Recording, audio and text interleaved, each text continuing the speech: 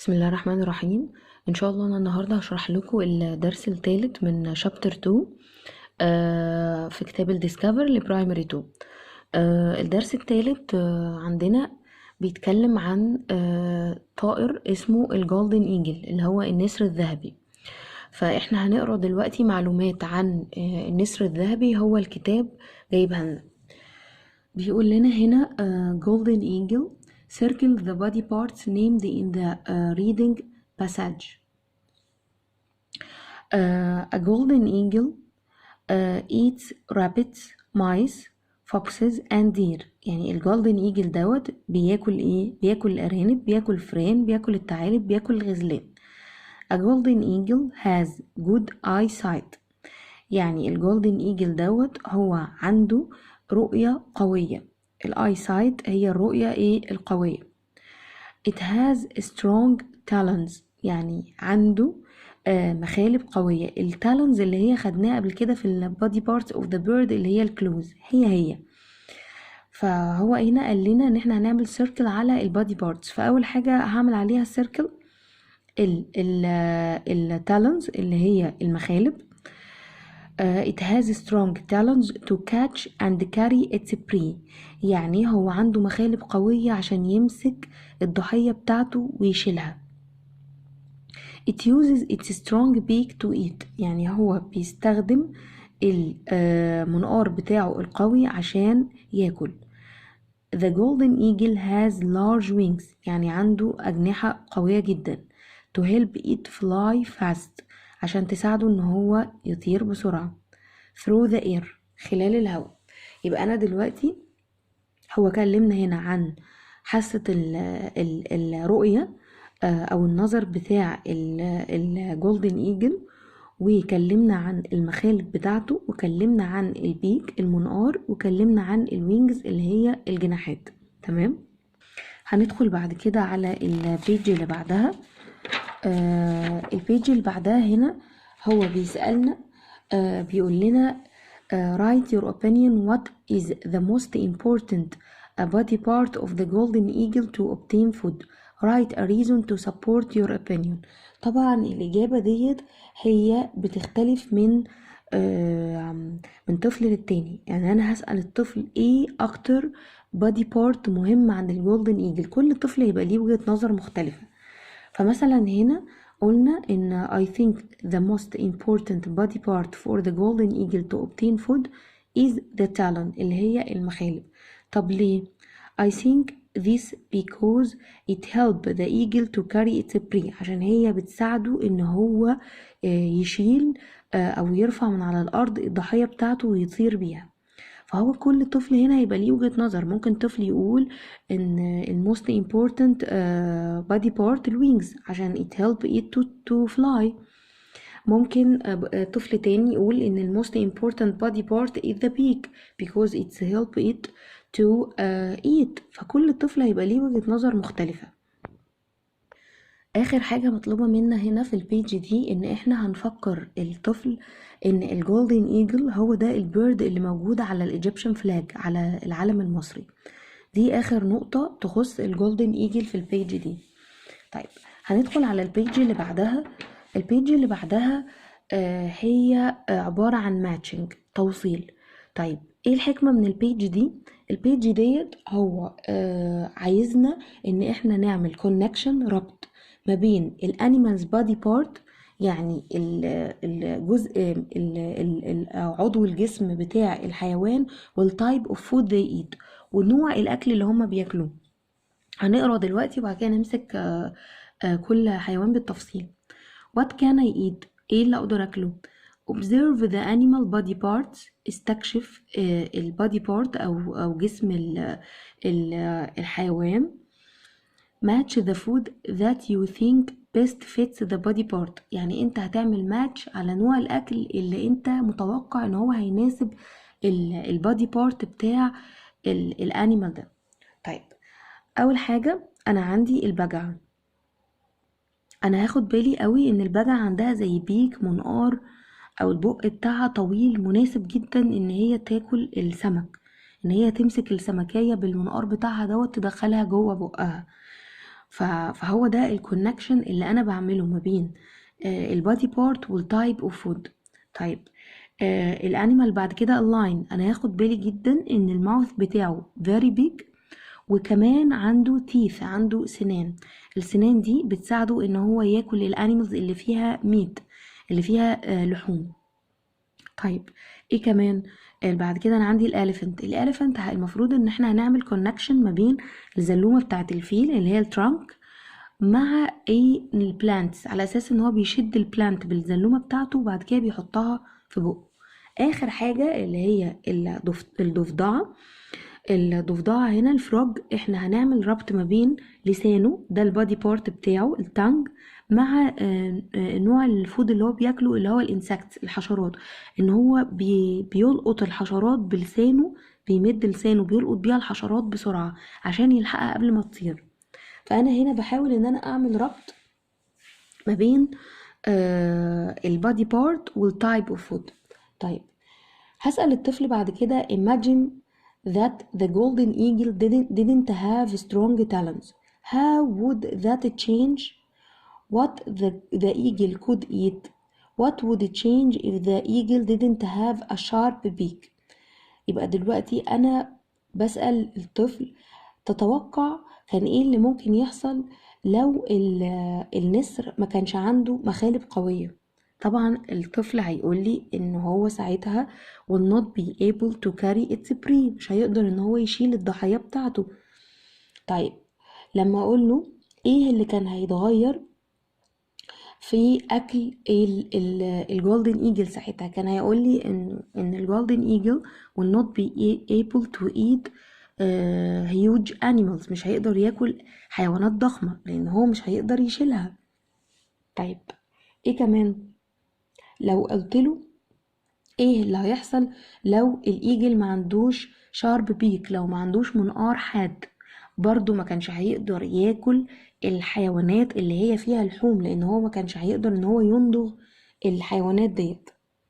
طيب المفروض انه دليل معلم اداني مثال بعد كده على اللي الطفل المفروض يقوله او يتخيله، ان هو هيقول لي it would eat softer food like plants. يعني هو المفروض يقول لي انه في الحالة دي هياكل اكل سوفت اكتر من الاكل اللي بياكله دلوقتي زي البلانتس. وان هو مش هيقدر يكاتش، زي ما قلنا يكاتش الانيمال، مش هيقدر ان هو يمسك الانيمال ويتحرك بيه and carry it. ده بالظبط الرد اللي قاله لنا دليل المعلم. طيب بعد كده هندخل على قصة تخص جولدن ايجل. القصة دي بتحكي عن مهندس قابل جولدن ايجل البيك بتاعه او المنقار بتاعه كان مكسور، وهو حاول يحل المشكلة دي. طيب هنبتدي نقرا الستوري، وبعد ما هنقرا الستوري هنبتدي نعرض على الطفل أسئلة عشان نشوف مدى فهمه للستوري. أول حاجة هنقول التايتل هنا ميت نيت كالفين. نيت كالفين ده المهندس اللي قابل الجولدن ايجل المنقار بتاعه أو البيك بتاعه مكسور. follow along as the teacher reads، يعني تابع التيتشر وهو بيقرا. نيت كالفين is an engineer. نيت كالفين ده كان مهندس. وبعد كده هيقول لي ايه هو الانجينير. an engineer is a person who works to solve real life problems. يعني الانجينير ده شخص بيحل المشاكل الحياتية بتاعتنا. Mr. Calvin saw an eagle who was missing its sharp beak. يعني مستر كالفين شاف نسر فقد المنقار بتاعه. he wanted to help، هو كان عايز يساعده. مستر كالفين wanted to make the eagle a new beak. يعني مستر كالفين قرر ان هو يعمل للإيجل او يخترع له منقار جديد. he collaborated with other engineers، يعني هو تعاون مع مهندسين تانيين. they draw plans for a new beak made out of plastic. يعني رسموا بلان او خطة لمنقار مصنوع من البلاستيك، منقار جديد مصنوع من البلاستيك. they created the beak on a 3D printer. هما صنعوا بيك جديد عن طريق جهاز اسمه 3D printer. البرينتر ده مش البرينتر اللي بنطبع عليه الورق. البرينتر ده جهاز بنديله البلان وبنديله الماتيريال، وهو بيخترع لنا الحاجة دي بطريقة معينة. هنزل لكم فيديو على الديسكريبشن يوريكم ازاي ال 3D printer بيشتغل، تفرجوها للطفل عشان يقدر يتخيل الستوري. طبعا انا ما قدرتش الاقي فيديو ل 3D printer بيعمل بيك، بس انا لقيت فيديو ل 3D printer بيعمل شغل تاني، فهي هتبقى نفس الفكرة. هنكمل. A dentist helped attach the beak to the eagle. يعني في دكتور سنان ساعد المهندس انه بعد ما اخترع البيك انه يركب البيك للإيجل في بقه. Now the eagle can eat again. دلوقتي الإيجل هيقدر ياكل، لان هو طبعا من غير البيك ما كانش قادر ان هو ياكل. الأسئلة اللي هطرحها على الطفل بعد ما اقرا الستوري دي هقوله What the problem did the eagle have؟ ايه هي المشكلة اللي واجهها الإيجل؟ Why was this a problem for the eagle؟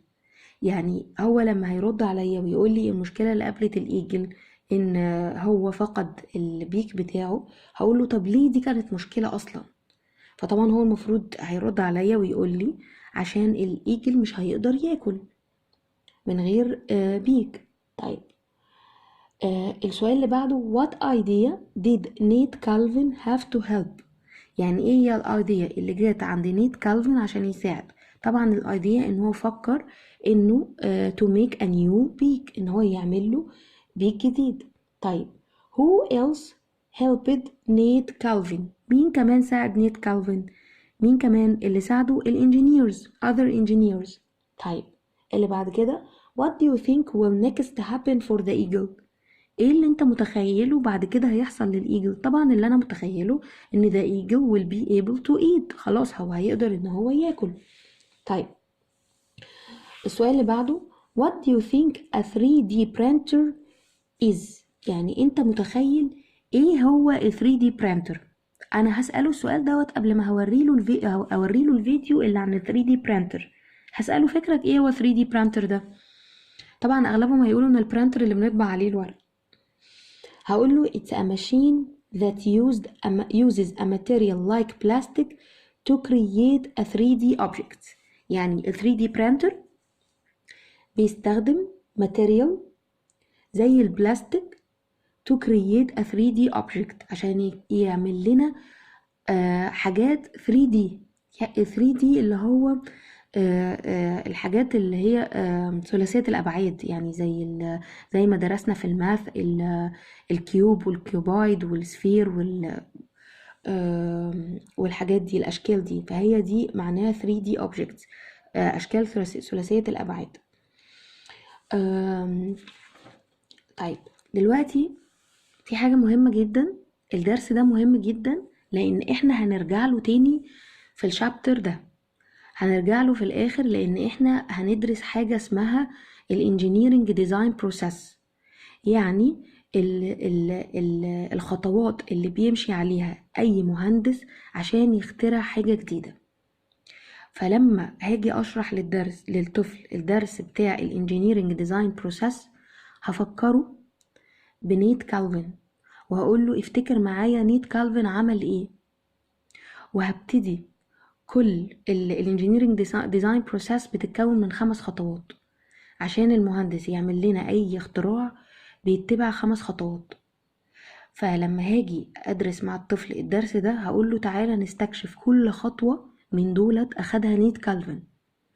فبالتالي انا لازم اخرج من الدرس ده الطفل مستوعب تماما القصة بتاعت نيت كالفين. يعني مش هاخدها على سبيل الستوري وان هي مش مهمة، لا هتفيدني بعد كده. فعشان الدرس اللي بعد كده بتاع الانجينيرنج ديزاين بروسيس يبقى سهل على الطفل، انا اركز معاه قوي في الستوري بتاعت نيت كالفين المرة دي. يبقى كده احنا الدرس بتاعنا المرة دي كان عن الجولدن ايجل. هفكر الطفل بان دوت الموجود على الايجيبشن فلاج. هربط ما بين البادي بارت والتايب اوف فود اللي الانيمالز بياكلوه. واخر حاجة هنهي الدرس بتاعي بالستوري اللطيفة ديت اللي هي عن الجولدن ايجل اللي فقد البيك بتاعه. ان شاء الله يكون الدرس سهل على الولاد وممتع، واشوفكم ان شاء الله في الدرس الرابع. شكرا.